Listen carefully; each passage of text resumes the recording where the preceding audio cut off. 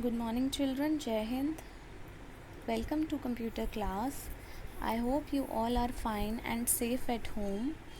Children, in our last class, we have discussed the uses of computers, means where computers are being used, and I told you to discuss more places, more uses of computer, and I hope you have discussed it with your parents. So in today's class we are going to discuss the difference between computer and calculator. These both are devices. Computer is, as you know, computer is an electronic device. It works with electricity, but calculator works with a battery. We don't need electricity to make use of calculator. So let's discuss what are the differences. So first, calculator. A calculator is a device used for calculating mathematical problems. Means it is a device which is used to solve your maths problems like plus, minus, multiply, divide, etc. But children, these calculators are used when your calculation is very big. Means you are not supposed to use it in small calculations when your calculation is very big. So at that time you can take the help of calculator. It is having numbers on it, as you can see. Now, computer is a device used for solving and storing mathematical and other types of problems. Means in calculator we can do only one type of work, that is calculation only. But as you know, in computer we can do any type of work. We can save the things, we can play music, we can do drawing, we can do calculation also. There is calculator inside the computer also. Okay, so this is the first difference between computer and calculator. As you can see, calculator screen is very small as compared to computer screen.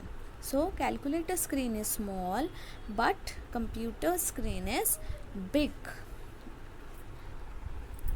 Now, calculator screen show only numbers, as you can see on the calculator, and it's for calculation only, solving your maths problem only. So we need only numbers. There are only numbers on the calculator, but on computer screen we can see images, videos, numbers, anything we can see on the computer screen.